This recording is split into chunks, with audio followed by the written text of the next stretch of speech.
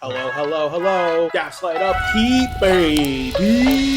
You know what it is, folks. Guess what time it is? Slay Or nay. Nay. We are here to just give the slay or give the nay. It's the verdict that we all want to hear. We're not really going to go dive into too much of the deck tech of each card, but we will at least just give it our approval or disapproval. We got Quintorius Kond as our first one. Gonna be 3 generic, red, white. Legendary Planeswalker Quintorius. Whenever you cast a spell from exile, Quintorius Kond deals 2 damage to each opponent and you gain 2 life. Now its +1 ability is going to be create a 3/2 red and white spirit creature token. -3 is going to be discover 4. Then -6 is going to be exile any number of target cards from your graveyard. Add 1 mountain for each card exiled this way. You may play those cards this turn. It's going to start out with 4 loyalty counters. Tom, what do you think, Slay or Nay? It's a tough one, but you know what?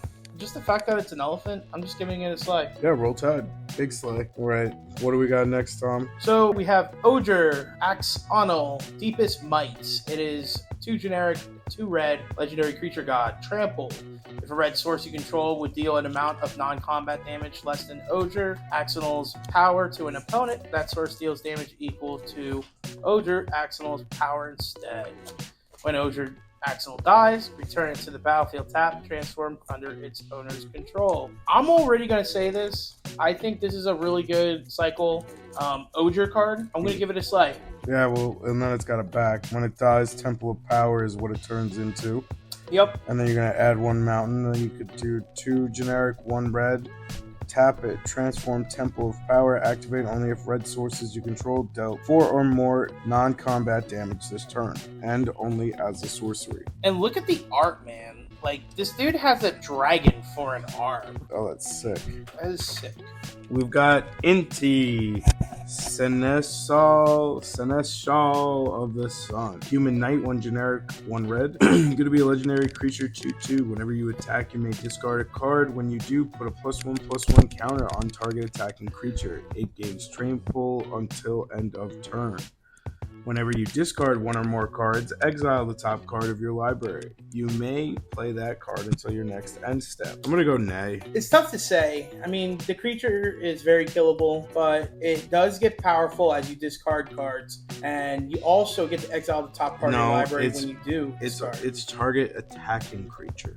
So, and with it being a low power, more than likely I'm not attacking with this creature. Well, and that's the thing though, because as you're playing red, you're going to be trying to rush out getting creatures attacking immediately in a commander game. There's going to be someone at least open. I think this is good card advantage, and you also have the ability to buff up your creatures. If you play to certain play styles that have madness, that you want to discard cards, then I think this is a banger. Discard a madness card, pay the madness cost, exile top part of your library, possibly get to be able to play a land or maybe another card that is low mana cost. I think it's a pretty good one. For a 2 mana cost creature, I would say it's a slay. Okay, slay it is. We've got Bone Horde Dracosaur next. Dinosaur Dragon, 3 generic, 2 red. It's got flying and first strike, 5/5, power and toughness. At the beginning of your upkeep, exile the top 2 cards of your library. You may play them this turn. If you exile the land card this way, create a 3/1 red dinosaur creature token. If you exile the non-land card this way, create a treasure token. I'm gonna say slay. It's tough to say. I'm gonna go ahead and say nay. I mean, it is a 5/5 flying first strike. I mean, I'm making creatures. I'm making treasure tokens. I'm either ramping or I'm getting creatures onto the field. Yeah, it's not bad. I don't know. It's tough to say, though. I feel like it's too slow. But I'm still going to stick with my guns and say nay. All right. Next up, what do we got? We have Breaches, Eager Pillager. I'm a huge fan of this one. It's 2 generic, 1 red, legendary creature, Goblin Pirates. They're back, baby. First strike, whenever a pirate you control attacks, choose one that hasn't been chosen this turn. Create a treasure token. Target creature can't block this turn. Exile top card of your library. You may play it this turn. This is a slay. Absolute slay. I want it for my deck. You can throw this in. Zeatora. Yeah, you could throw it in Zeatora. You can throw it in a Ragavan deck. You can throw it in a Goblin deck. I mean, it has lots of good versatility, especially with red. We're gonna go absolute slay for that. Slay. All right. Finally, we've got Poetic Ingenuity for the red. It's going to be an enchantment, 2 generic, 1 red. Whenever 1 or more dinosaurs you control attack, create that many treasure tokens. Whenever you cast an artifact spell, create a 3/1 red dinosaur creature token. This ability only triggers once each turn. I'm going to say definitely a slay. For the Dino Tribal. Yeah, for Dino Tribal. I was thinking about it. If I don't even attack and I can, if I'm having an artifact deck, I can see this potentially being in there. But yeah, other than that. If you ask me personally, dinosaurs need a lot of mana. They do tend to cost a decent bit. And with having this on the battlefield, you're going to be able to, 1, be able to fix your mana colors, but 2, be able to ramp up to those big dinos. Yeah. Stay on the aggro side. Yeah, that's going to be our slay or nay on the red. We got green up next. We have the green card. So first card we do have is the Skull Spore Nexus. 6 and 2 green, legendary artifact. This spell costs X less to cast, where X is the greatest power among creatures you control.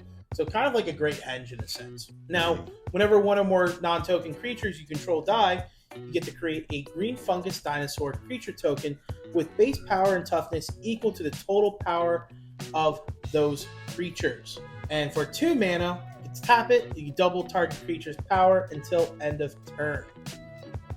You can get this out with 2 mana if you have a 6/6 creature, and there's a lot of 6/6 creatures that are out there. Absolute slay. And it's going to make your creatures, even though they might die, there might be a board wipe. Guess what? You got fungi creatures right back. Fungus dinosaurs. And they're the same power and toughness. Good luck. Yeah, it's going to take a couple of board wipes to get rid of them. Slay. Slay. We got Ozur Kozlem, Deepest Growth. It is 3 generic, 2 green, legendary creature god. It is a 6/5 for power and toughness. Got Trample, and whenever it deals combat damage to a player, reveal that many cards from the top of your library. You may put a creature card and or a land card from among them onto the battlefield. Put the rest on the bottom in a random order.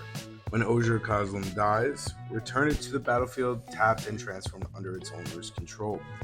Whenever it deals combat damage to a player, I get to reveal 6 cards, and I get to choose a land and a creature. Yeah. To be able to put onto the battlefield, not even tapped.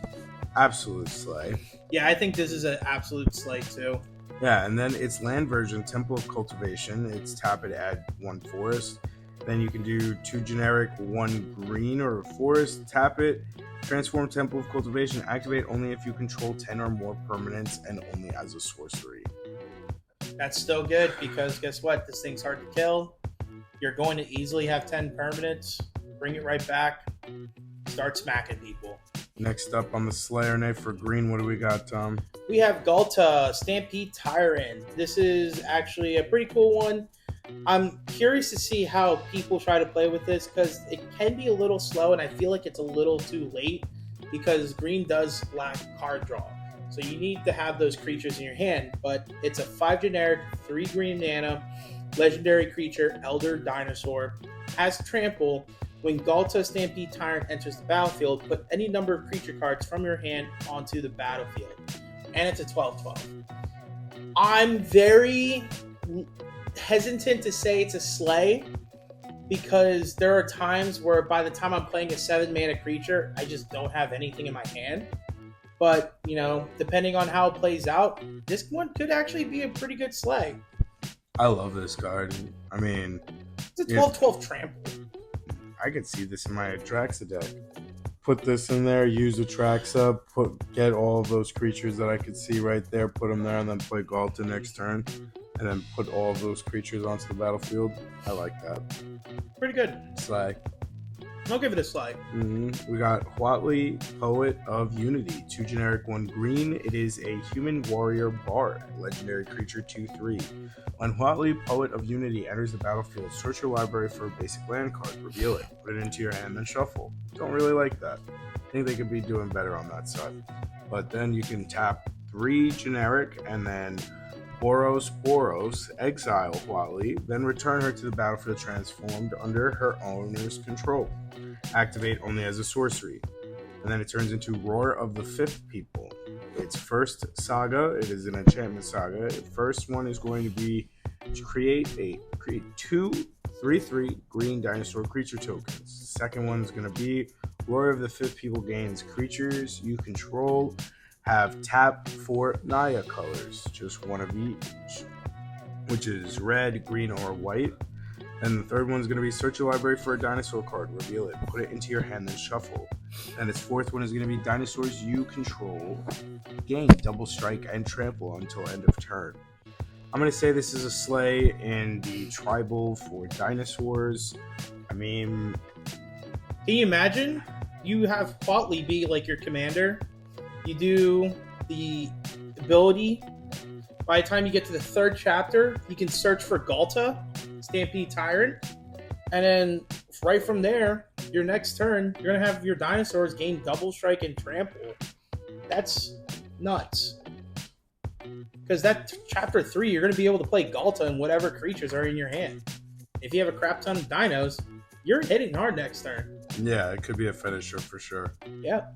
Then we're going to have Jade Light Splunker. X generic, 1 green, Merfolk Scout. It's a 1/1. When Jade Light Splunker enters the battlefield, it explores X times. I'm going to say Slay for the exploring effect that it has. But other than that, no. Exploring can be pretty good. You'd be surprised. Getting those lands into your hand, but also being able to buff up your creature. Mm-hmm. The only thing that I will say nay for is the fact that it doesn't really have any type of, evasion to attack. So it's easily blockable and can be killable with, murder or whatever destroy card creature. It's a nay. Nay. So we got Intrepid Paleontologist. It is 1 generic, 1 green, human druid, 2/2. It's a mana dork. Tap it, add 1 mana of any color, then you can tap 2 generic, exile target card from a graveyard. You may cast dinosaur creature spells from among cards you own, exiled with Intrepid Paleontologist. If you cast a spell this way, that creature enters the battlefield with a finality counter on it. And if a creature with a finality counter on it would die, exile it instead. So, I'm going to say Slay for a tribal dinosaur. Yeah, it's kind of cool how a mana dork can turn those dead dinos that you have in the graveyard to actually be useful and bring them right back to the battlefield. Yeah, Slay. Plus I give it a dork. Slay. It's two mana dork too. True. All right, Sentinel of the Nameless City. What is that, Tom? It is a 2 generic, 1 green creature, Merfolk, Warrior Scout. Has Vigilance. Whenever a Sentinel of Nameless City enters the battlefield or attacks, create a map token. I don't know. I'm just going to have to... It is a 3 mana, 3/4 with Vigilance. Vigilance can be pretty good, but I don't know. I'm going to say nay. And Commander, I'm probably going to have to say it's a nay. We got Twists and Turns. It's 1 green. It is an enchantment. If a creature you control would explore, instead you scry 1, then that creature explores. When Twists and Turns enters the battlefield, target creature you control explores. When a land enters the battlefield under your control, if you control 7 or more lands, transform Twist and Turns. And it becomes Mycoid Maze. It is a land and it's a cave. Add 1 forest, tapping it. 3 generic, 1 green, tap it. Look at the top 4 cards of your library. You may reveal a creature card from among them and put that card into your hand. Put the rest on the bottom of your library in a random order. I'm going to say Slay, because if you're putting it with that Splunker card, Sentinel of the Nameless City, definitely want to put this in the deck as well. Yeah, I do like it, especially if you're just running like a map tokens type deck as well. You'll be able to have that ability to just scry, find those creatures. When you do scry itself, you can find those land cards if you need to, so that way you can put them in your hand. Or if you don't want those land cards, you want to buff up your creatures instead, now you can put the +1/+1s on those creatures. From there, just the fact that it can turn into a land, it ramps once you hit 7 or more lands. This is only a 1 mana cost enchantment. I really don't see too many downsides on this. I give it a Slay. Slay. You got the last one for green. All right. Because you care about this card so much that it needed to be known for these people. This is a common, folks. A Poison Dart Frog. It is 1 generic and 1 green. Has Reach. and you can tap it for add any color mana, or you can pay 2 and Poison Dark Frog gains Death Touch until end of turn. This card's good. This card's just so good. You can even tap it, have the 1 mana, and then have another mana from a land or whatever to give it the Death Touch. I would never use this. Dude, you will be able to use it because 1, it's mana ramp, and 2, it's also a good blocker that can kill any creature that's coming your way if you don't want touching it. It's a threat. What happens if it has menace? Whatever. That's what I'm saying. But most cards will have flying, and it has reach. So, if you ask me, that's a slay, and it's a common. As long as the thing's going to be dirt cheap. It's a good card to have for a budget price. There you go, for the budget babes. All right, we've got Slayer A next on the blue side. We got Zoetic Glyph. It's an enchantment aura, enchant artifact. Enchanted artifact is a golem creature with a base power of and toughness 5/4, in addition to its other types. When Zoetic Glyph is put into a graveyard from the battlefield, discover 3. It is 2 generic, 1 blue. I'm going to say Slay, just because it's 3 mana for a 5/4 golem. It's really the Discover 3 that I'm impressed by. Don't get me wrong, you're going to be turning one of your artifacts into a big fat creature, but you're also going to be able to Discover 3, put something else on the battlefield that's 3 mana or less. Subterranean Schooner. So it's a 1 generic, 1 blue. Whenever Subterranean Schooner attacks, target creature that crewed it this turn gets to explore as crew 1. It is a 3/4 creature. I have mixed feelings about this card. It is a rare. I'm almost going to have to go and say nay. It's tough to say. But chances of you being able to get that attack in, you're going to explore, but that's it. There's really nothing else to it. So I'm going to say nay. Slay. Kyle is saying slay. Next we have Malcolm, Alluring Scoundrel. It is 1 generic, 1 blue. Has flash, flying. It's a legendary creature, Siren Pirate. Whenever Malcolm, Alluring Scoundrel, deals combat damage to a player, put a chorus counter on it. Draw a card, then discard a card. If there are 4 or more chorus counters on Malcolm, you may cast a discarded card without paying its mana cost. Now, the toughest thing is that you have to attack 4 times with it. Or I should say, it has to deal combat damage 4 times. So the only way I see this being a really good slay is if we give it double strike somehow. So whether we're running it in some type of Izzet deck, I would say, or maybe possibly some type of Simic or Teamer type deck where we're looking at cards that will be able to get that double attack. You also have the Flash, which I think is really good. And going from there, you're going to be drawing and discarding cards as you deal combat damage. Oh, it's Malcolm. Sorry, Slay. I'm going to give it a slay. Slay. Yeah, that's pretty good. I did get that card out of the box. I mean, it's Flash. It's awesome. We've got Enigma Jewel next. 1 blue, legendary artifact. It comes into the battlefield tapped. Then you can tap it, add 2 generic, spend this mana only to activate abilities. Then craft with 4 or more non-lands with activated abilities. You can tap 8 generic and 1 blue. When you do that, it turns into Locus of Enlightenment. Locus of Enlightenment has each activated ability of the exiled cards used to craft it. You may activate each of those abilities only once each turn. Whenever you activate an ability that isn't a mana ability, copy it. You may choose new targets for that copy. Absolute slay. It's 1. I'm going to say nay. We have Agatha's Cauldron that came out from the previous set. I think that's a better card. That's pretty much what this is. That's about it. All right. Nay for you, slay for me. We got Deep Root Pilgrimage next. 1 generic, 1 blue enchantment. Whenever 1 or more non-token merfolk you control become tapped, create a 1/1 blue merfolk creature token with hexproof. Heck yeah, slay. Yeah, that's a pretty good slay. I got just token generation after token generation every time I attack. Yeah, but it is only 1/1/1. But you know what? The fact that they have hexproof, that's pretty cool. Slay. I'll give it a slay for the 2 mana cost. What's going on with the black cards now, Tom? We have Queen's Bay Paladin, 3 generic, 2 black. Creature Vampire Knight. Whenever Queen's Bay Paladin enters the battlefield or attacks, return up to 1 target vampire card from your graveyard to the battlefield with finality counter on it. Use life equal to its mana. I don't know. I'm going to say nay. Nay. I think it's too slow. Costs too much. Yep. And you're only returning vampire cards. I mean, some of the vampire cards are really not that great. But yeah, it's a nay. We got Souls of the Lost next. 1 generic, 1 black. Spirit. It is star +1 for power toughness. As an additional cost to cast a spell, discard a card or sacrifice a permanent. Fathomless Descent. Souls of the Lost power is equal to the number of permanent cards in your graveyard, and its toughness is equal to that number +1. Slay for Descent decks. I don't know. Tough to say. I'm going to give it a slay. It's definitely like a cheaper Sheldred to have in a sense. Starving Revenant is going to be the next one. 2 generic, 2 black, Spirit Horror. Look at the wrong card. Creature. When Starving Revenant enters the battlefield, surveil 2.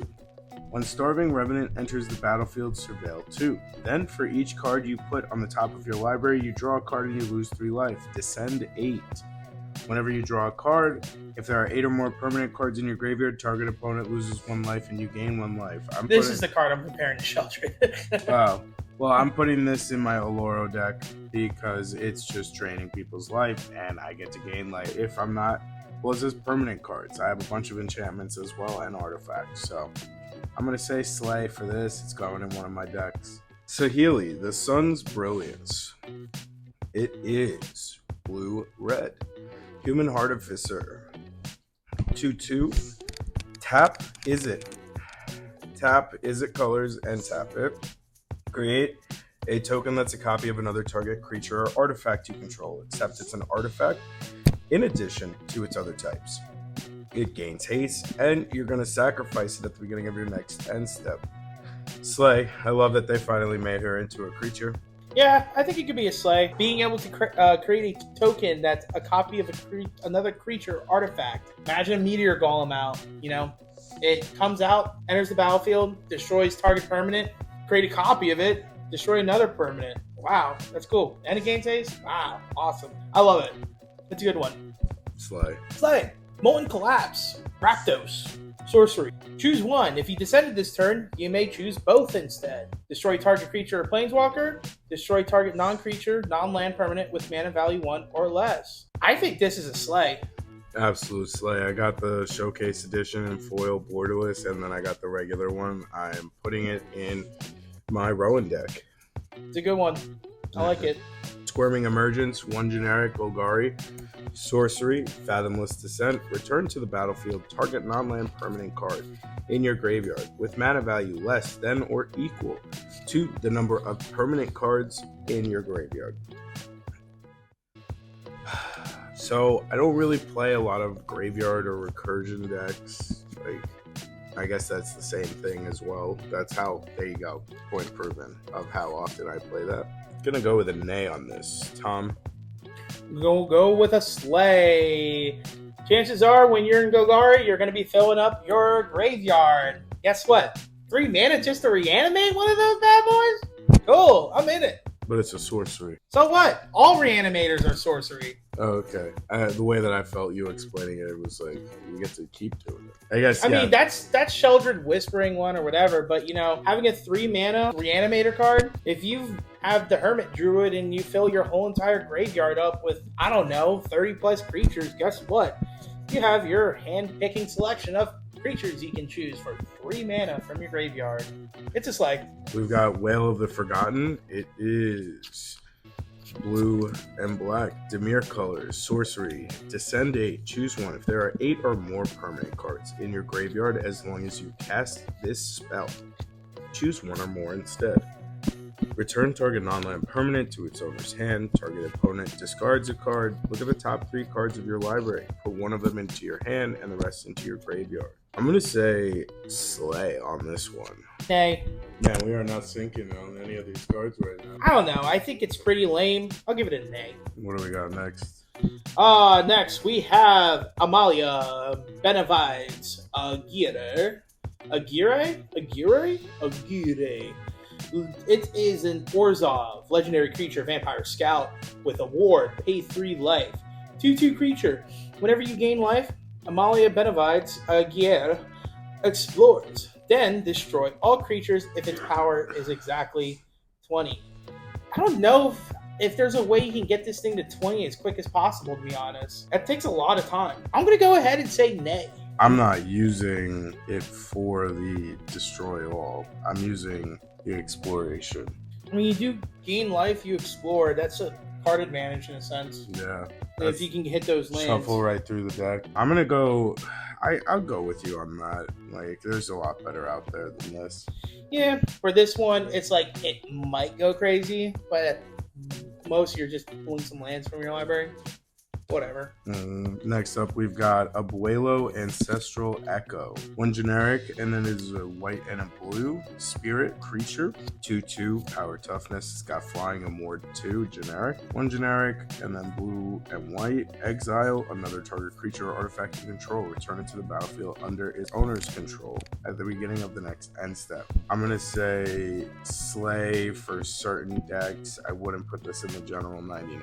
I'll give it a Slay. Like, if you're playing a Spirit Tribal deck, absolutely. If you're playing the Dragon, that's the Blink Dragon. Talking about Yorion? Yes, I would see that in that deck. I wouldn't put this in a lot of other decks. It's more in the ETB type deck. That's where I would say yes. Yeah, for Slay. true on that. Flying, Ward 2. The only thing that kills me is how much it costs to exile the target creature or artifact, but you can return it to the battlefield under its owner's control at the beginning of the next end step. So you kind of have your creatures protected in a sense.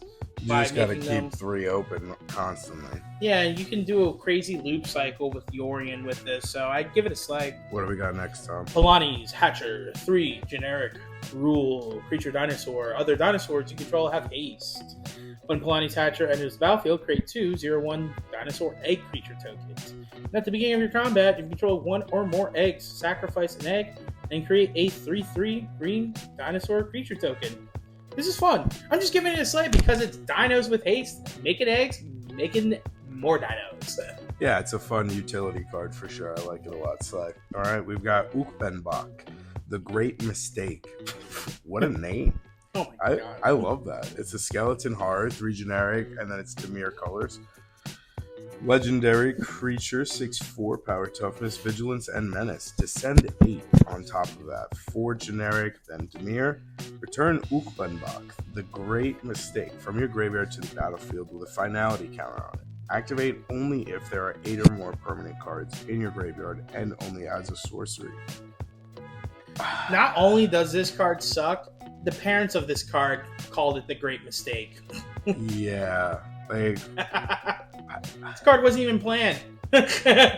Just absolute net. That's it. That's all I got for it. So that we're just not even gonna continue. This is over with. Anim Pakal, 1000th Moon, is up next. 1 generic, and then is Boros, legendary creature, human soldier. Whenever you attack with 1 or more non-gnome creatures, put a +1/+1 counter on a non-Pakal.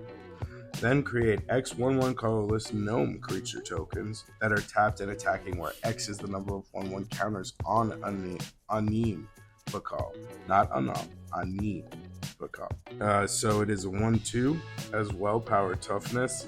What's the verdict? I don't know why you're thinking so hard. This is a Slay. I love it, but like... I could name like 3 cards that I'd replace in your token stack right now with this. That's what I'm trying to think about. Like, imagine, you know, the one Goblin where it's like at the beginning of combat, you create 1/1, has the mentor ability. This is better than that. It's Wait, put a +1/+1 on it, then create. Okay. Never. That's why I was rereading.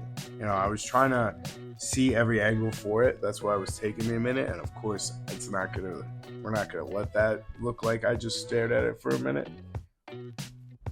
But I love this. This is an absolute Slay. The token generation, the +1/+1 counter. I was honestly even thinking about just putting it even in my Voltron deck. Like, if you get to attack with this thing a second time, that's so good. It's like a Krenko Street Kingpin combined with the one that mentors. It's all around good. It's actually just like a Krenko Street Kingpin. Slay. What do we got next?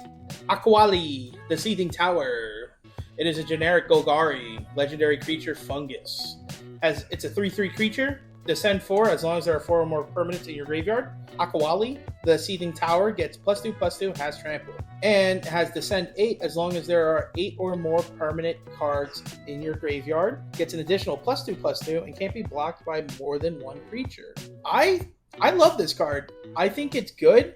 It gets Trample, Descend 4, 3 mana. It is a common, so it's not going to be an expensive card. It's going to be a good budget. You can get a 5/5, possibly 7/7 creature for 3 mana. That's a slay. Slay it is. What do we got up next? Because that is way too many words for me right now. Deep Fathom Echo. 2 and a Simic. Creature, Merfolk Spirit. It's a 4/4. At the beginning of combat, on your turn, Deep Fathom Echo explores. Then you may have it become a copy of another target creature you control till end of turn. Tough one to say, right? You will be able to have it explore, and then you may have it be a copy of another creature that you control until end of turn. Maybe in some type of Merfolk tribal commander deck, I can see this being pretty fun. And just big things, I could say. Big things that are in If I got Galta on the field, yeah, you get the copy. I'm going to want this there. Yeah. No, it's like the Comes fact with that 12/12 trample, instant, like it's every turn. it one not only lets you explore, but 2, you get to have it become a copy of another creature that you control. And it's a 4/4 for 4 mana still. You know, normally someone with that kind of ability is normally like a 2/3, a 2/2, you know, sometimes like a 1/3. Yeah. So I think it's very fair. I definitely wouldn't put this in a lot of my decks. Like, it would have to be a creature-centric deck to begin with. Like, Yeah. complete one. You're not putting this in anything else besides that because, you know, there's much cheaper spells that you could probably get the same for cheaper cost. It's cheaper than a Spark Double, but Spark Double does have a different, text that makes it more important. Yeah, it's Planeswalker as well. Well, and that and Legendaries. Yeah, and it removes the legendary amount. Like, I don't know. It's pretty solid. I would still give it a slay. All right, so slay on that. I almost just choked there. What's the last one we got for this set? We are looking at Zoyowa, Lava Tongue. This thing is freaking cool. Rakdos, legendary creature, Goblin Warlock, has Death Touch, and at the beginning of your end step, if you descended this turn, each opponent may discard or sacrifice opponent. If they don't, it deals 3 damage to each opponent who didn't. For a 2 mana cost, 2/2 creature that's Death Touch, that's already pretty solid. With that extra ability, it fits right into the Rakdos thing. I like it. Absolute slay. I'm putting this in my Zeator deck. I'm putting this in my Rowan deck just to keep the damage being spread around. Yeah, I could see this be really good in like a Rankle Torbrand deck as well. Definitely a good one.